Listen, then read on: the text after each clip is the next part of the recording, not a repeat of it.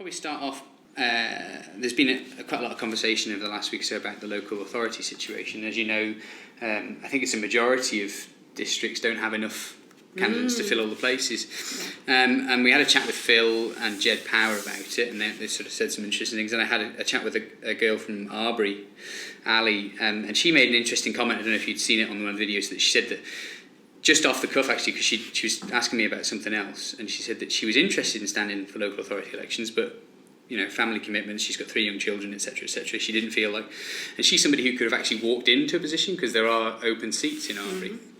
I thought, well, that's really interesting, because it's not that she's afraid of standing for election, because she doesn't even have to.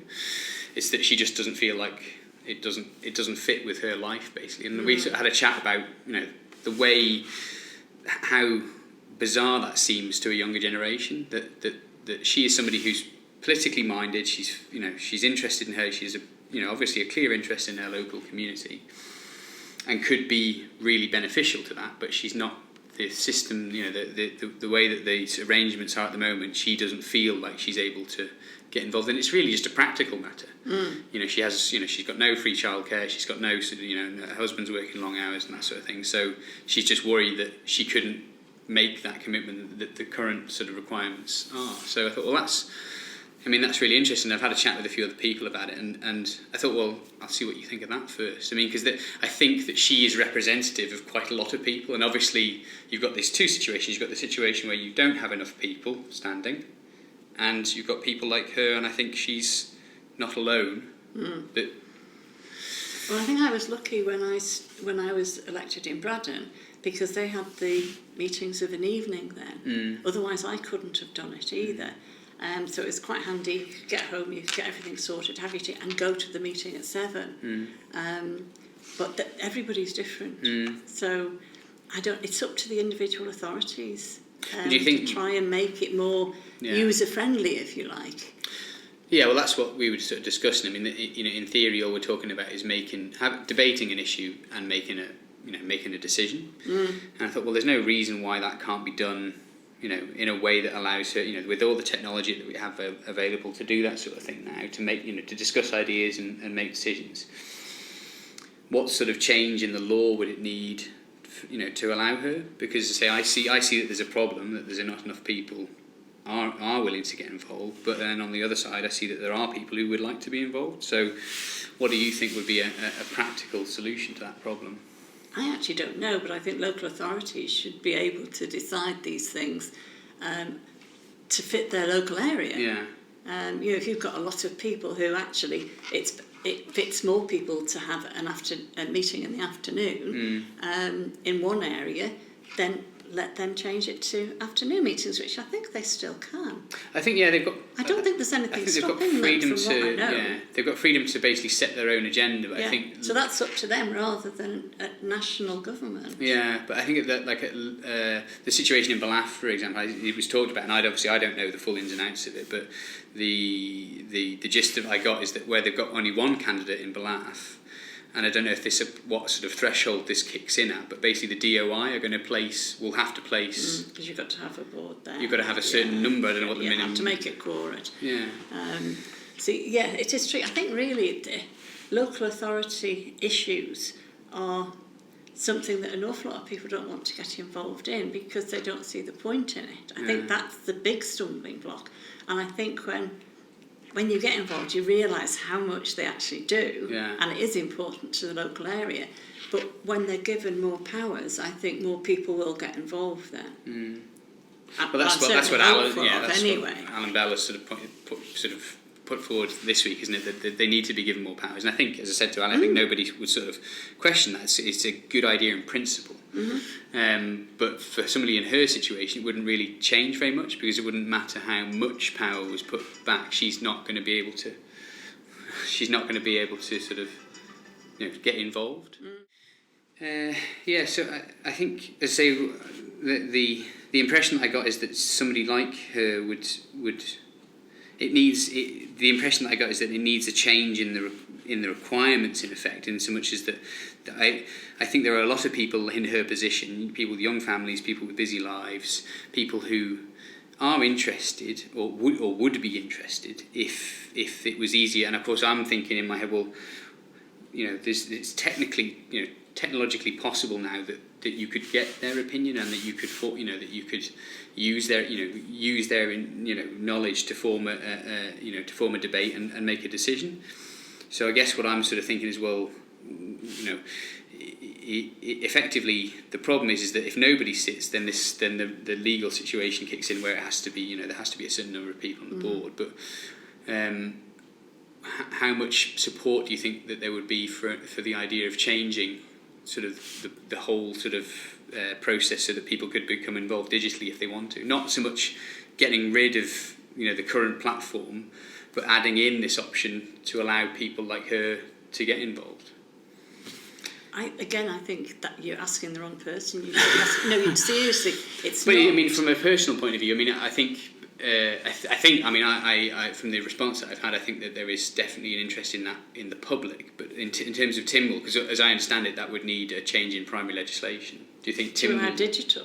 To allow a digital participation at local. I'm sure it would need change in legislation. Yeah. Do you think and Tynwald again, it would depend if there was the demand for it and local authorities wanted it. Why would national politicians stand in their way? Come on, you're the politician. Yeah. You tell me, why would they stand? I don't know. I haven't a clue why. If all local authorities said, yes, we want to do this, and this is going to engage people more, and we're going to have more people coming forward, I wouldn't stand in the way. I'd vote for it. Why wouldn't I? It's up to them. So if there was enough demand, then you think it would be sort of not so much easy, but something that Tynwald would consider in a favourable light. I can't speak for everyone. No.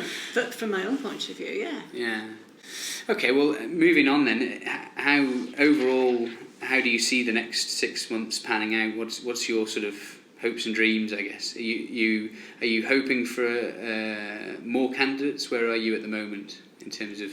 We haven't started announcing our candidates yet. Yeah. I'm afraid I'm not going to do so in this interview. Obviously, I'm very hopeful of getting quite a few in September, but we haven't finished this parliamentary session yet, and that's sort of the beginning of the 6 months, if you like. I think it's going to be. Always gets quite interesting in the run up to an election, because you've only got 4 more sittings of Tynwald left. Before we all start really on the canvassing trail, as it were.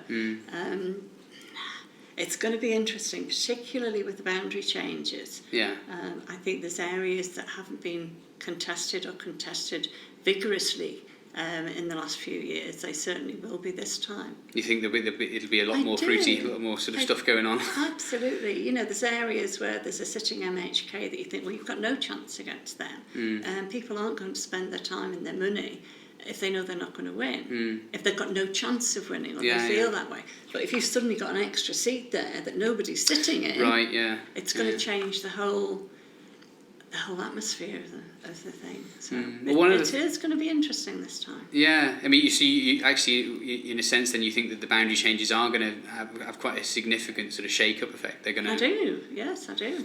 Well, it'll be interesting to see how that plays out. One of the things that cropped up when I was speaking to Peter week before last is, he spoke quite a lot about, well, initially the main sort of discussion point was this issue that he's had with getting answers to questions, and obviously you're in the same boat in that regard.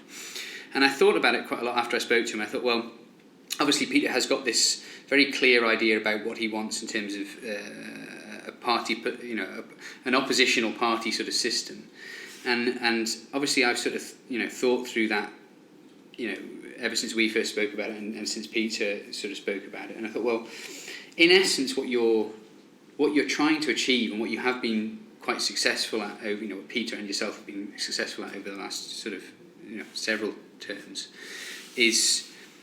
What you're driving at is holding the system to account. I was going to say that's one thing I would pick you up on, because we're not actually setting out just to be an opposition party. Yeah.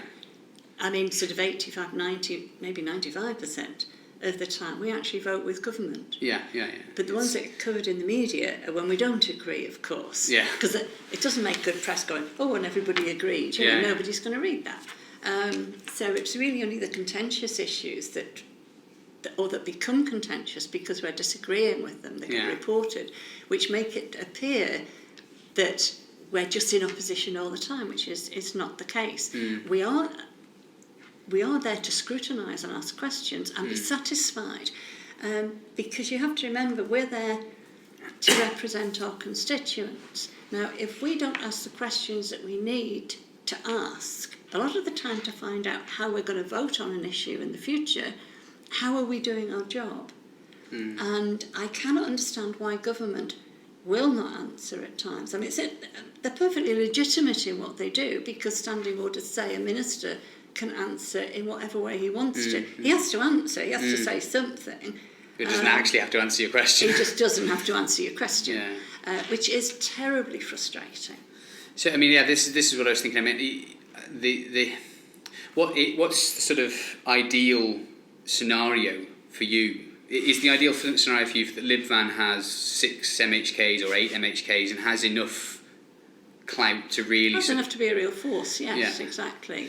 But then I would hope that another party would... This is the next question. Because they would have to... If we were in power, for example, you would have to have somebody then holding you to account. Yeah. Because you actually might believe exactly what you're doing, but you haven't actually thought of something else. You need that questioning process. Otherwise, it's not sustainable. But what you've got at the moment is actually a party system by stealth, because it's a political party that's formed after the election, but it has no public mandate for any of the decisions. That's exactly what CoMin is. They sign on the dotted line in the government code on collective responsibility. You know, for instance, Minister Tier, the Sefton bailout did not get concurrence of Treasury when it went to the Council of Ministers. That meant he was against it. It didn't come over that way. No. That's the question. Those are the type of questions that you're not going to get answers to.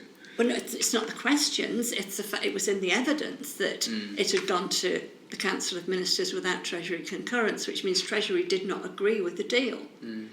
But publicly, once that ministerial meeting was finished, obviously he's got to support it because of collective responsibility. But how many backbenchers, because Minister Tier is in Treasury and speaks of finance, how many backbenchers will actually be swayed because he was speaking for it? When actually he voted against it. Now, I'm sorry, that's dishonest politics. And what I would like to see is, I mean, even if we got into power, then obviously our manifesto would become our programme for government, because that is the mandate we'd been given by the people. Yeah, I think that's the next question really, is that I see Libvan as a very sort of... I hesitate to use the word populist, because people see populism in a sort of negative light. I actually don't see populism in a negative light if it's considered populism. I mean, when people insult populism, they are effectively saying that the general population can't make decisions for themselves and can't, there's nothing wrong with populism if you're just doing it for votes, then it's wrong. If you're doing populism, if you're saying whatever will get you a vote without thinking it through, then that's a very negative situation. I mean, there's some things I've been told, stop doing this, you're going to lose votes. And I felt very strongly about it. I thought, no, I can't do that. My constituents, you might be telling me this, but my constituents aren't telling me that. And they're the ones that I listen. If they tell me you're going too far, I might stop and think about it. But nobody said that to me yet. If I could, I'd like to go back, because I never finished the point about the collective responsibility bit properly. So you've got the Council of Ministers who always vote together because they've signed up to do so. If it's a particular departmental thing, which it usually is, then a lot of the ministers insist on collective responsibility with their departmental members as well. So if you're in, say, economic development, and that minister insists on collective responsibility, all the departmental members are tied to vote with him. Then we discovered, going back to the tuition fee issue, Bill Henderson was sacked from Treasury for saying he was going to vote against an educational matter. So now we find out that if a matter's got a financial implication, which most things have, and they've gone through Treasury, then Treasury members are tied to it. So you've got one heck of a big block vote. Until they... I think that's the problem that a lot of people see, isn't it? Until they combined health and social care anything economic development brought to Tynwald had an automatic majority. They had 17 votes out of 32 before any debate started. So I don't see how that's democracy. And, you know... I think a lot of people have seen that recently, haven't they? Or that's the perception that a lot of people are picking up. Well, they're seeing that in the Council of Ministers, but I don't think they realise a bit about departmental members and Treasury members as well. Yeah, it's not that's just, a huge block vote then. And not all ministers do that. Like Minister Gorn, which is why, you know, if you're somebody who won't be tied by collective responsibility like me, you're careful who you work with. Yeah. And Minister Gorn has always said that provided you don't ambush him in Tynwald, it's fine. If you disagree with something in the department, that's fine. He won't hold you to it. But don't agree with something in the department and then hijack them in Tynwald. And that is just blatantly wrong. That's that's just your own standard. You shouldn't be doing that. Yeah. I mean, I think I say that the perception of that in the general public is becoming, because general public are becoming more aware of that. Well, I have certainly been banging that drum for the last. Yeah, I mean, I suppose years. It depends on your perspective on how the process should proceed as to whether you think that's a really bad thing or a really good thing. Because one of the interesting things that I've discovered over the last few months is that some people will still argue that it's great that effectively that a group of people can make a decision and go forward with it because you've elected them. But don't tie everyone else into that. Yeah, it's as you say, when it's you get that an inability automatic to question. majority in Tynwald before you open your mouth, that's not right. So I want to sort of put you into sort of a hypothetical situation. Let's say that Lib Van get a majority at the next election and basically have power. My sort of the hypothetical question that's in my head is, well, what does the opposition look like? Because I see that, as you say, you're very good at sort of speaking to a certain demographic on the Isle of Man, and I don't see the sort of demographic split that you need to form a strong opposition. If you were to, in hypothetical, if you were to gain power, where is the demographic split that's going to produce a strong opposition to you? I think it's a system question I'm asking, in effect. I don't know. That's a system. That's really a matter of will of somebody to set up something. I mean, I've heard rumours. Yeah, but how could they set up opposition to you if you were speaking for the majority of people?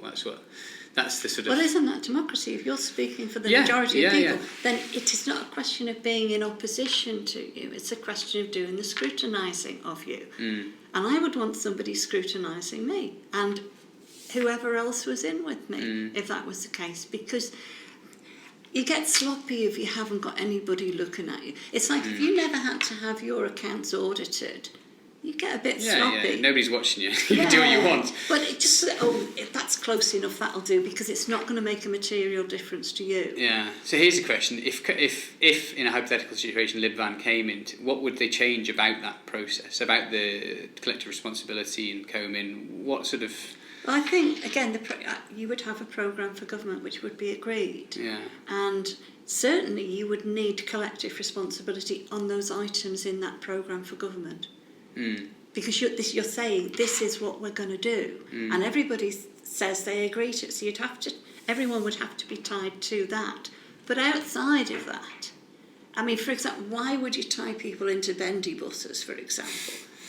Who, when they signed up for the Council of Ministers, realised that was on the horizon? So Lib Van would tweak the collective responsibility process so that it was effectively more open to challenge. If everybody sitting around the table said, we agree this programme for government, then you agree to that. That's your collective responsibility. Outside of that, why would you tie people to whatever nonsense other people dream up in the next 5 years? Yeah, well, that's it. Once you've gone past this point where the election is gone and people have got themselves into their positions, you're then away, and there's no getting back. But that's exactly the same as we do in Lib Van now. The people who stand for election for us, they're standing on the manifesto. Now, if they didn't agree with that manifesto, they shouldn't be standing for us, because they've helped create it in the first place. Yeah. So yes, we do expect them to stick by what's in the manifesto, their manifesto pledges, which are our policies, if you like. But outside of that, it's a free vote. That's very interesting. We normally tend to agree because we're coming from the same point. Yeah. But yeah. So moving on then to perhaps a quick last thought. What are your thoughts on what's played out this week with Alf's bill? I'll take a deep breath before I answer that. I just think it absolutely illustrates why it illustrates why Legislative Council has got to change.